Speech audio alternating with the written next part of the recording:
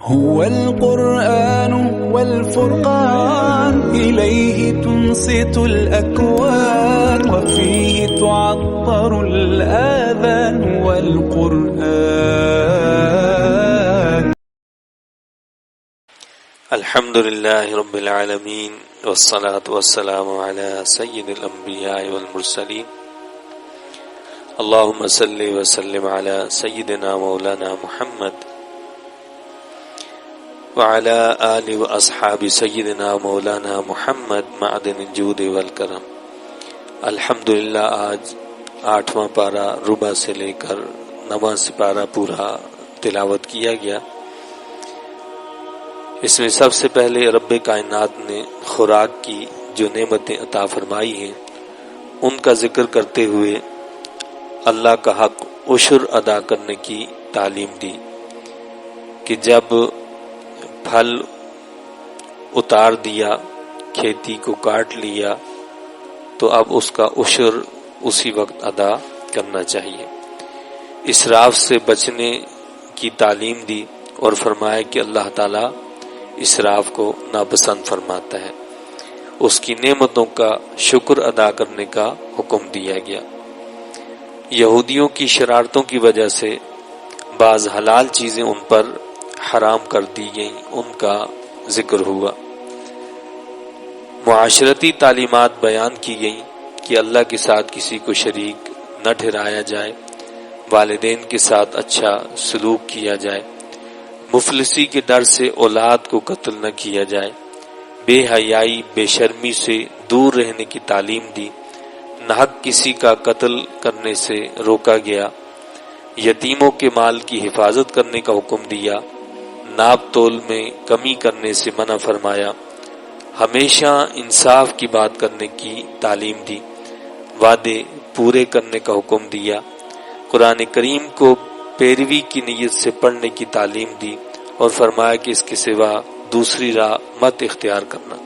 صراط مستقیم کی وضاحت خالص دین پر عمل کرنا ہے اور اس کی عملی مثال حضرت سیدنا ابراہیم خلیل اللہ علیہ الصلوۃ والسلام کی حیات مبارکہ ہے، جنہوں نے ہر محبت کو اللہ کی محبت کے سامنے قربان کر دیا. صراط مستقیم کا تقاضا ہے کہ ان صلاتی و نسکی و محیای و مماتی للہ رب العالمین، یعنی میری نماز اور میری قربانی، میری زندگی اور میری موت سب اللہ رب العالمین کے لیے.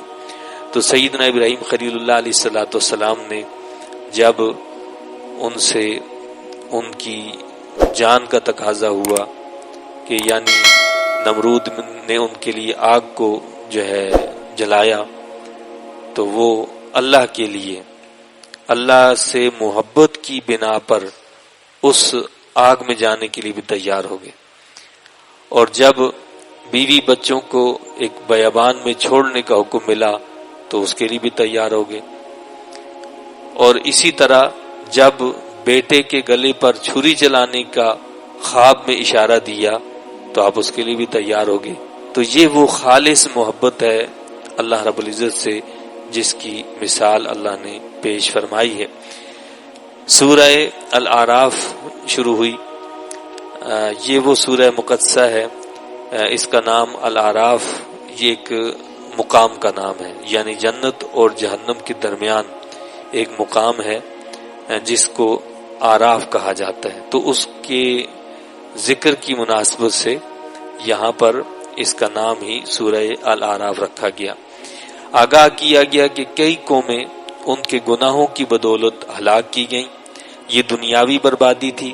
اصل عذاب قیامت میں ملے گا، اس دن اعمال کا وزن ہوگا. تو اللہ پاک نے پہلی قوموں کی ہلاکت کا ذکر کر کے ہمیں آگاہ کیا کہ تم ان کے نقش قدم پر چل کر ہلاکت کا سامنا نہ کرنا، بلکہ ان کاموں سے اور ان ایکٹیویٹیز سے اپنے آپ کو بچانا کہ جن کی وجہ سے ان کو ہلاک کیا گیا. اور قیامت کا ذکر کر کے کیا فرمایا کہ اس دن اعمال کا وزن کیا جائے گا. اعمال کو شمار نہیں کیا جائے گا کہ جی آپ نے 10 تسبیحیں پڑھی یا 20 تسبیحیں پڑھی. فرمایا کہ اعمال کا وزن کیا جائے گا.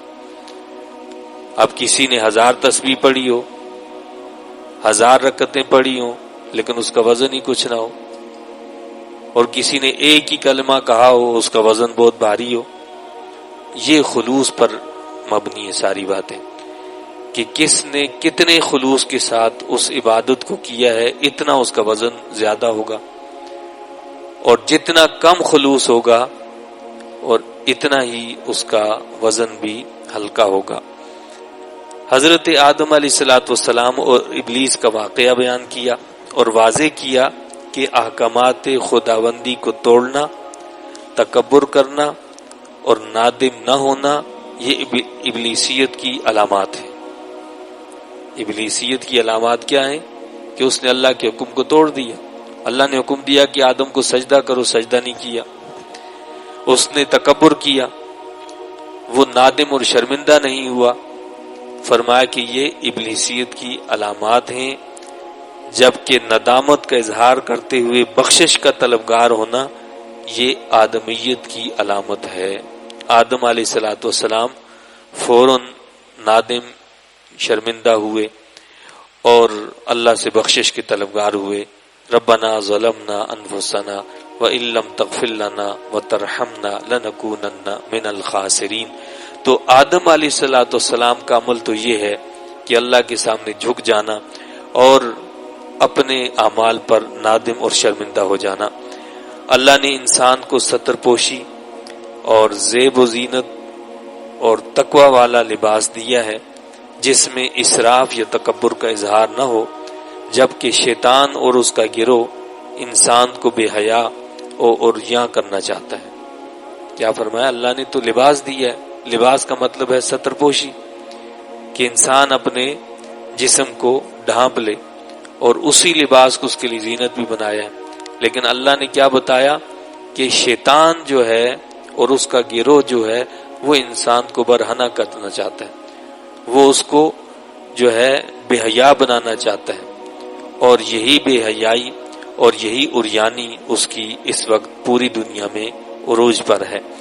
پاکیزہ چیزوں کو حلال طریقے سے حاصل کر کے استعمال کرنے کی تعلیم دی. خبردار کیا کہ اولاد کی صحیح دینی تربیت اگر نہ ہوئی تو وہ اولاد جہنم میں جا کر اللہ تعالی سے بد دعا کرے گی کہ ہمارے سرپرست، ہمارے والدین، ان کو دگنا عذاب دیا جائے، کیونکہ ان کی وجہ سے یہ بربادی آج ہمیں دیکھنا پڑ رہی. تو یہ ہماری بہت بڑی ذمہ داری کہ وہ اولاد جو ہمارے زیر تربیت ہے، آیا ہم ان کی دینی تربیت کر رہے ہیں یا نہیں؟ کل یہی ہمارے لیے اللہ کی بارگاہ میں التجا کریں گے کہ ان کو دگنا عذاب دیا جائے کہ انہوں نے ہماری تربیت ہی نہیں کی دینی. جب انہوں نے ہماری دینی تربیت نہیں دی تو آج ہمیں یہ دن دیکھنا پڑا. تو آج ہماری جو مجموعی صورتحال ہے وہ یہ ہے کہ ہم دین سیکھنے کے لیے تیار ہی نہیں. دنیا کا بڑے سے بڑا اسکول، بڑی سے بڑی تعلیم، اس پر لاکھوں کروڑوں روپیہ کیوں خرچ نہ ہو جائے، اس کے لیے ہم تیار ہیں. لیکن دین کا علم اگر فری بھی میں ملے تو اس کے لیے تیار نہیں ہے. یہی بربادی کی علامات ہے. پہلی قومیں بھی ایسے ہی ہلاک ہوئی کہ انہوں نے اپنے پاس جو علوم تھے، اپنے مادی علوم جو تھے، ان پر فخر کیا اور اللہ کے نبیوں کے لائے ہوئے علوم کو کوئی اہمیت نہیں دی، جس وجہ سے اللہ نے ان کو ہلاک فرمایا. تو لہٰذا اپنے بچوں کو اور اپنے زیر نگرانی افراد کو دین کی تعلیم سے روشناس کرانا یہ ہماری ذمہ داری اور ہمارا فرض ہے. اگر ہم نے ایسا نہ کیا تو کل قیامت کے دن بڑی سخت اس پر وعید ہوگی اور اس کے لیے سخت سزا ہوگی. اس سے بچنے کا اہتمام آج ہی ہمیں ضرور کرنا چاہیے. اللہ کی تعلیمات سے تکبر کرنے والوں کو کسی صورت بھی جنت میں داخل نہ کیا جائے گا. اصحاب اعراف یہ وہ لوگ ہیں جن کی نیکیاں اور برائیاں برابر ہوں گی. نیکیاں بھی برابر، برائیاں بھی برابر. اب نہ ان کو جنت میں بھیجا گیا نہ ان کو جہنم میں ڈالا گیا، یہ درمیان میں ہے. تو اصحاب اعراف کا ذکر کیا کہ وہ اللہ سے دعا کریں گے. دعا کیا کریں گے؟ یا اللہ ہمیں جہنم سے بچا. ایک منظر وہ دیکھیں گے تو جہنم نظر آئے گی، دوسرا منظر دیکھیں گے جنت نظر آئے گی. اب جنت کا شوق ہوگا کہ ہمیں جنت میں ڈالا جائے، اور جہنم سے بچنے کی اللہ سے التجا کریں گے. رب کائنات نے اصحاب اعراف کی دعا کی قبولیت کا ذکر کرتے ہوئے ان لوگوں کی مذمت کی ہے جو آخرت کی تیاری کے لیے سنجیدہ نہیں اور کھیل تماشے کو انہوں نے اپنا دین بنا لیے ہیں. یعنی اللہ پاک ان اصحاب اعراف کی دعا کو قبول فرمائے گا اور بالآخر ان کو جنت میں داخل فرمائے گا. لیکن کیا فرمایا کہ وہ لوگ جو دین کو سنجیدہ نہیں لیتے، دین کھیل تماشا بنا لیا، جی بس مزے کر لو، عیاشیاں اڑا لو اور جی بھر کے جو ہے جو کرنا ہے کر لو، تو پھر ہم میں اور کافروں میں فرق کیا رہا؟ اس لیے کہ مومن کی زندگی کا مقصود اور منزل یہ ہوتی ہے کہ میری آخرت کامیاب ہو جائے. لیکن اگر وہ بھی اسی دنیا کو اپنے لیے جنت تصور کرنے لگے کہ جی بس سارا کچھ مجھے میرا جی بھر کے یہی میں نے سب کچھ کرنا ہے، تو پھر وہ آخرت کی کیسی تمنا اور آرزو رکھتا ہے؟ جب آخرت کی تمنا اور آرزو رکھتا ہے تو پھر اسے دنیا میں ہر اپنی تمنا اور آرزو پوری کرنے کی کوشش نہیں کرنی چاہیے. دعا کے آداب بتائے. حضرت سیدنا نوح علیہ السلام کا واقعہ بیان کیا، اور پھر اللہ نے بتایا کہ جب حضرت نوح علیہ السلام کی تکذیب کی گئی، لوگوں نے جھٹلا دیا، تو آپ نے اللہ سے دعا مانگی کہ یا اللہ یہ قوم سدھرنے والی نہیں ہے، لہٰذا اس کا کام کیا جائے. تو اللہ نے حضرت نوح علیہ السلام کی دعا قبول کی. ایمان والوں کو حضرت نوح علیہ السلام کو اللہ نے بچا دیا اور جھٹلانے والوں کو طوفان کے ذریعے سے ہلاک کر دیا گیا. پھر حضرت ہود علیہ السلام کی داستان بیان ہوئی. انہوں نے بھی قوم کو اللہ کی طرف بلایا، اللہ کی عبادت کی طرف بلایا، لیکن قوم نے ان کی بات بھی نہ مانی. اللہ نے اس قوم کو بھی تباہ اور ہلاک کیا. پھر حضرت صالح علیہ السلام اور حضرت لوط علیہ السلام کی داستانیں بھی سنائی گئیں کہ انہوں نے بھی اپنی اپنی قوموں کو کہا اللہ کی عبادت کرو اور یہ جو کچھ تم کر رہے ہو اس سے باز آ جاؤ. اسی طرح حضرت لوط علیہ السلام نے اپنی قوم کو بہت منع کیا. یہ ہم جنس پرستی کیا کرتے تھے یہ لوگ. قوم لوط جو تھی وہ ہم جنس پرستی کرتی تھی، جو اس وقت پوری دنیا کے اندر خصوصاً ہمارے ملک کے اندر یہ تحریکیں بڑی زور اور شور سے چل رہی ہیں. یعنی اللہ کے عذاب کو خود دعوت دی جا رہی ہے کہ اللہ کا عذاب آئے، اور لوگ اس میں خوشی محسوس کرتے ہیں، اس میں اپنے لیے آزادی محسوس کرتے ہیں، کیونکہ اللہ کے عذاب سے شاید ابھی تک واقف نہیں ہیں، جبکہ اللہ پاک بار بار قوموں کی داستانیں سنا کر ہمیں عبرت دلا رہا ہے کہ تم اپنے آپ کو بچا لو. پھر قوم شعیب علیہ السلام کی قوم جو تھی وہ ناپ تول میں کمی کرتی تھی، وہ راستوں میں ڈاکے ڈالتی تھی، آنے جانے والوں پہ ڈاکے ڈالے جاتے تھے. تو حضرت شعیب علیہ السلام نے منع کیا، روکا کہ یہ کام نہ کرو، یہ تمہارے لیے عذاب کا سبب بنیں گے. وہی کام آج ہم کر رہے ہیں، ڈاکے بھی ڈال رہے ہیں، چوری بھی کر رہے ہیں، ناپ تول میں کمی بھی کر رہے ہیں، اور پھر امید یہ رکھ رہے ہیں کہ اللہ ہم پر آسمان سے رحمتوں کو نازل فرمائے. تو رحمتیں کہاں سے نازل ہو؟ رحمت کے لیے تو رحمت جیسا عمل ہوگا تو رحمت بھی نازل ہوگی نا. زمین کے اندر اگر ہم بیج جو ہے وہ پھول کا بوئیں تو اس سے کانٹا تو نہیں نکلے گا، اس سے پھول ہی آئے گا، اور کانٹے کا بیج لگائیں گے تو اس سے پھول نہیں آئے گا. تو رب کائنات نے اسی طرح بتایا ہمیں کہ جب انسان عمل کرتا ہے اس عمل کے اثرات ہوتے ہیں. جب وہ نیک عمل کرتا ہے تو اللہ کی رحمتوں کا نزول ہوتا ہے، اور جب وہ بدعملی میں مبتلا ہو جاتا ہے تو پھر اللہ کا عذاب پھر اس پر آتا ہے. اور پھر دیگر قوموں کی ہلاکت کا بھی تذکرہ کیا گیا ہے کہ ان پر پہلے چھوٹے عذاب بھیجے تاکہ نبی کی دعوت کی طرف متوجہ ہوں اور رقت قلبی پیدا ہو جائے. یہ اللہ نے اپنے کو اصول بتایا. اصول کیا بتایا ہے کہ رب کائنات پہلے چھوٹے چھوٹے عذاب بھیجتا ہے، کرونا کی شکل میں، فلاں بیماری کی شکل میں، حاکموں کی شکل میں، آپس کے اختلافات کی شکل میں، یہ سارے چھوٹے چھوٹے عذاب اللہ فرماتا ہے کہ ہم نے چھوٹے چھوٹے عذاب اس لیے بھیجے تاکہ لوگ ان کے دلوں میں رقت پیدا ہو اور وہ اللہ کی طرف، اس کے نبی کی تعلیمات کی طرف متوجہ ہو جائیں، توبہ کر لیں تاکہ ہم ان سے عذاب کو دور کر دیں۔ لیکن کیا ہوتا ہے کہ جب قوم سلجھتی نہیں ہے، سمجھتی نہیں ہے، اصلاح کی طرف نہیں آتی ہے، پھر رب کائنات اس قوم کو تباہ اور برباد کر دیتا ہے۔ گزری قوموں سے عبرت حاصل کرنے کی تلقین کی گئی ہے۔ سیدنا موسیٰ علیہ السلام کا تفصیلی واقعہ بیان کیا گیا ہے کہ کس طرح فرعون کے ساتھ آپ کا مکالمہ ہوا، کیا کیا باتیں ہوئی، کس طرح آپ نے دعوت پیش کی۔ پھر حضرت موسیٰ علیہ السلام اور جادوگروں کا جو مقابلہ ہوا اس کا ذکر کیا گیا کہ اس میں اللہ تعالیٰ نے کس طرح حضرت سیدنا موسیٰ علیہ السلام کو فتح اور کامیابی عطا فرمائی، اور جادوگر آپ کے سامنے جھک گئے، وہ پہچان گئے کہ یہ جادو نہیں ہے، کہ آپ کی جو لاٹھی تھی وہ جب اژدہا بنی اور اژدہا بن کر اس نے واقعتاً ان کے سارے جادو کو کھا لیا تو وہ سمجھ گئے۔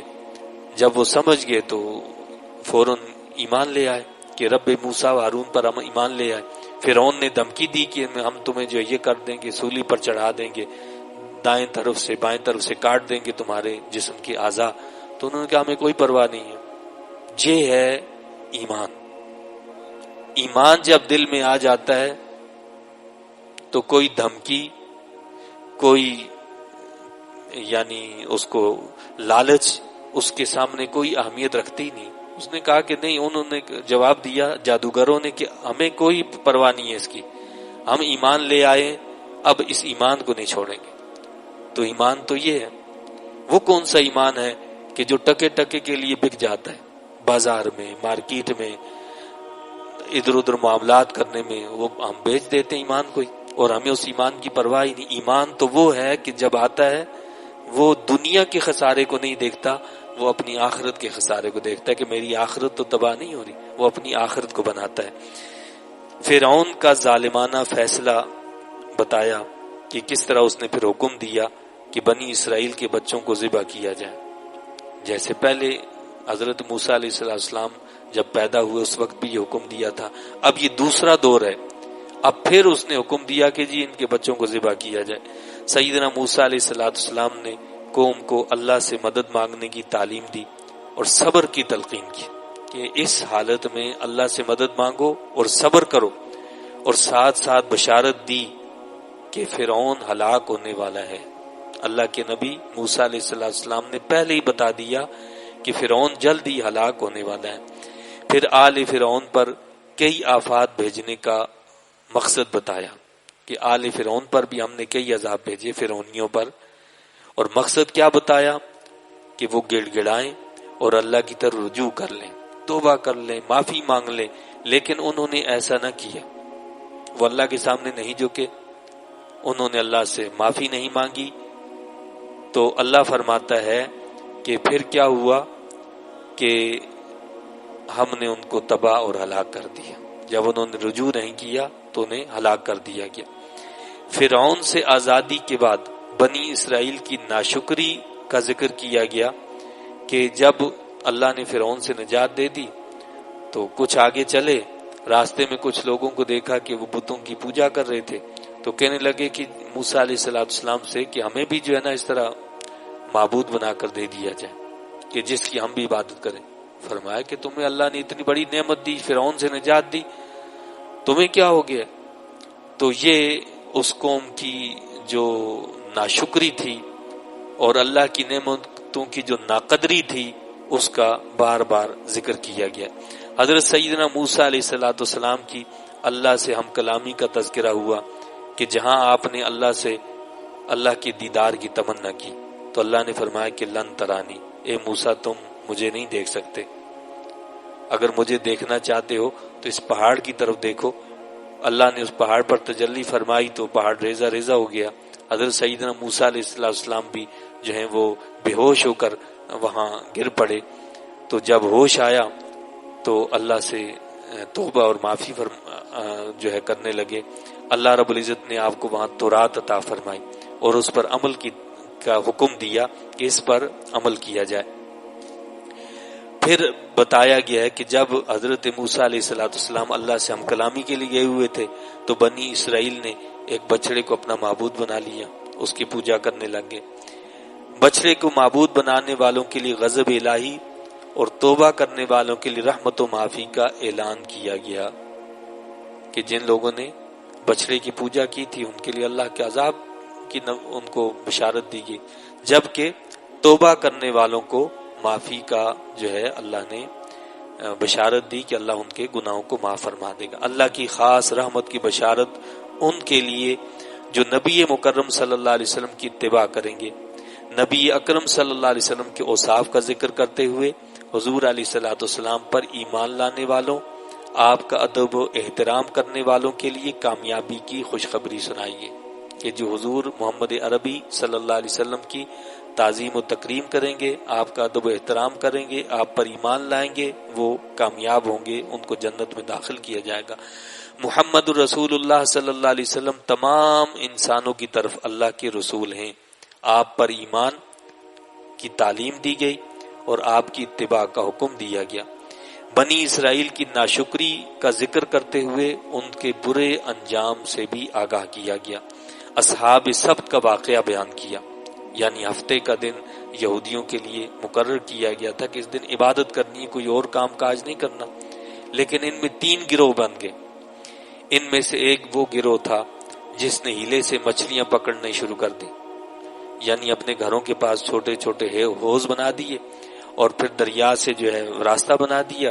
چونکہ ہفتے کو منع تھا کہ شکار نہیں کرنا، تو لہٰذا وہ جو حوض بنائے اور راستہ بنا دیا گیا پانی کا، تو اب یہ ہوتا کہ مچھلیاں وہاں ہفتے والے دن دریا میں بہت آتی تھی، تو اس طرح وہ ان کے حوضوں میں آ کر گر جاتی تھی۔ کہنے کو یہ تھا کہ جی ہم تو مچھلی نہیں پکڑتے، شکار نہیں کرتے، لیکن اس ہیلے سے وہ پھر اس کو پھر پکڑ لیتے تھے، یعنی ان کے پاس آ گئیں، یعنی پکڑی گئی سمجھے، ان کے حوض میں آ گئیں۔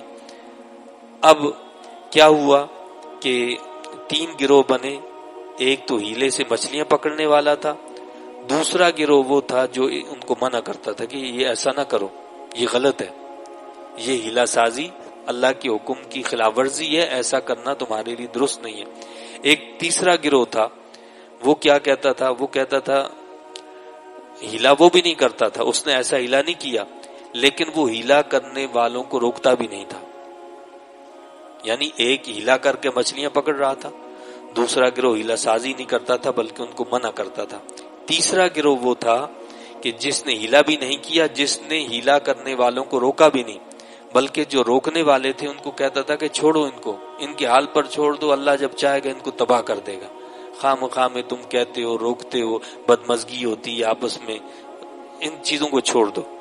تو اللہ نے بتایا کہ پھر کیا ہوا، جب وہ باز نہ آئے تو ہیلا کرنے والوں کو اور ہیلے پر خاموش رہنے والوں کو اللہ تعالیٰ نے عذاب سے دوچار کر دیا۔ ہیلا کرنے والوں کو اور ہیلے پر خاموش رہنے والوں کو کہ جی چھوڑیں جی، بس کیا ان لوگوں نے تو سدھرنا نہیں ہے، آپ چھوڑ دو، ان دونوں کو ہلاک کر دیا۔ یعنی کوئی برائی کر رہا ہے، برائی کو منع نہ کرنا، اس پر خاموش رہنا، یہ خود اس پہ راضی رہنا ہے، تو یہ چیز خود اس کو عذاب میں شکار کر رہی ہے۔ لیکن اللہ نے بچایا کس کو؟ جو ہیلا کرنے والوں کو منع کرتے تھے کہ بھائی ایسا نہ کرو، اس کی وجہ سے تم پر اللہ کا عذاب آ جائے گا۔ اللہ نے اس گروہ کو بچا دیا اور باقی کو مسخ کر دیا، ان کی شکلیں بندر کی بنا دی۔ آج ہماری صورتحال کیا ہے؟ ہم بھی اسی ڈگر پر چل رہے ہیں، برائی ہو رہی ہے تو ہونے دو جی، کوئی مسئلہ ہی نہیں، ہمیں پرواہ نہیں ہوتی۔ ہمارے گھر میں برائی ہو رہی ہے، ہمارے رشتہ داروں میں ہو رہی ہے، عزیز و قارب میں ہو رہی ہے، ماحول میں ہو رہی ہے، ہمیں اس سے کوئی سروکار نہیں ہوتا، اور ہم برائی کو برائی کہنے کے لیے تیار نہیں ہوتے۔ رات رات بھر ڈھول دھماکے بج رہے ہوں، گانے بج رہے ہوں تو کوئی مسئلہ نہیں، اور رات کو آواز آ جائے کہیں تلاوت کی، نعت کی، ایک شور مچ جاتا ہے، جی ہم نے سونے نہیں دیا جا رہا، یہ کیا کر رہے ہیں، یہ دین کا نام لے رہے ہیں، یہ فلاں کر رہے ہیں۔ نعت ہو جائے، تلاوت ہو جائے، اللہ کا نام آ جائے تو وہاں ہمارا معاشرہ سارا کھڑا ہو جائے گا. لیکن ڈھول بازے ہو جائیں، رقص و سرور کی محفل لگا لیں، سارے بیٹھ جائیں گے. وہاں نہ نیند کا مسئلہ ہوگا، نہ بیماری کا مسئلہ ہوگا، نہ کوئی اور مسئلہ ہوگا. اور صورتحال تو یہ ہے کہ اذان کی آواز تک نعوذ باللہ بری لگنے لگی لوگوں کو کہ جس سے ہمارے گھر والے ڈسٹرب ہو جاتے ہیں، ہمارے بچے ڈسٹرب ہو جاتے ہیں. کون ہیں ہم؟ مسلمان. کہاں رہتے ہیں؟ پاکستان میں. پاکستان میں رہنے والے مسلمانوں کا جب یہ حال ہو تو باقی پھر آپ خود اندازہ کر سکتے ہیں. اللہ ہماری حفاظت فرمائے. پھر روحوں سے لیے گئے عہد کا ذکر کیا گیا، عہد الست، کہ اللہ نے روحوں سے فرمایا تھا کہ کیا میں تمہارا رب نہیں ہوں؟ سب نے اقرار کیا کہ مولا تو ہمارا رب ہے.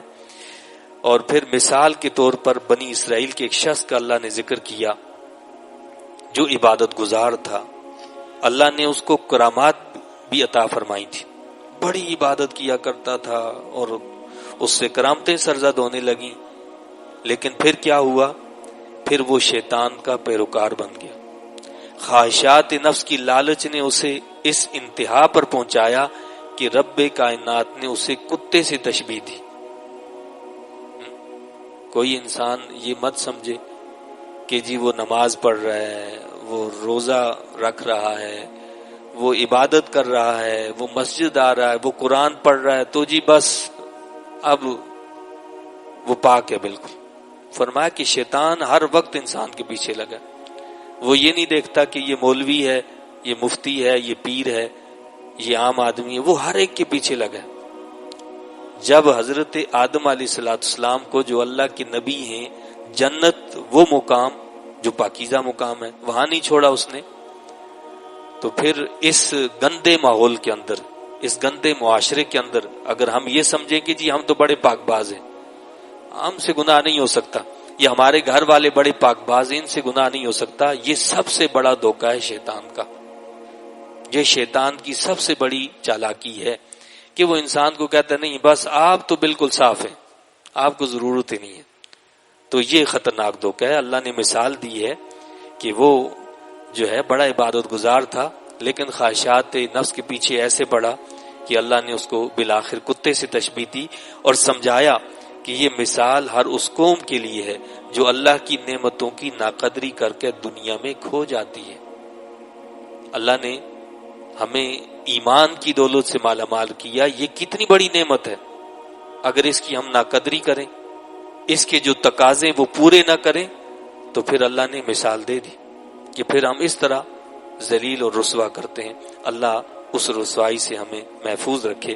پھر بتایا گیا کہ قیامت کا علم اللہ جانتا ہے، اللہ کے سوا جو معبود بنائے گئے ہیں وہ تمہاری مدد نہیں کر سکتے. نبی کریم صلی اللہ علیہ وسلم کو صبر کی تلقین کی گئی، برائی کا جواب اچھائی سے دینے کی تعلیم دی گئی اور فرمایا کہ قرآن جب پڑھا جائے تو قرآن کو غور سے سنا کرو. جب قرآن پڑھا جائے تو غور سے سنو. اس کو صرف سننے کا نہیں کہا کہ فاستمعوا، اس کو غور سے سننا ہے، توجہ سے سننا ہے. اور پھر سورہ الانفال شروع ہوئی. انفال نفل کی جمع ہے. نفل کہتے ہیں زائد، یعنی ہم جیسے نماز پڑھتے ہیں، فرض پڑھے، سنت پڑھی، تو سنت سے زائد نفل ہوتا ہے، تو نفل زائد کو کہتے ہیں. مال غنیمت کو بھی انفال کہا جاتا ہے. مال غنیمت کا چونکہ یہاں ذکر ہے اس صورت میں، اسی مناسبت سے اس کا نام الانفال رکھا گیا ہے. اس میں مومن کے بارے میں بتایا کہ مومن کی شان یہ، اس کی علامت یہ ہے کہ جب اس کے سامنے اللہ کا ذکر کیا جاتا ہے تو ذکر الہی سے اس کا دل کانپ اٹھتا ہے، وہ کانپنے لگتا ہے. پھر غزوہ بدر پر تبصرہ کیا گیا.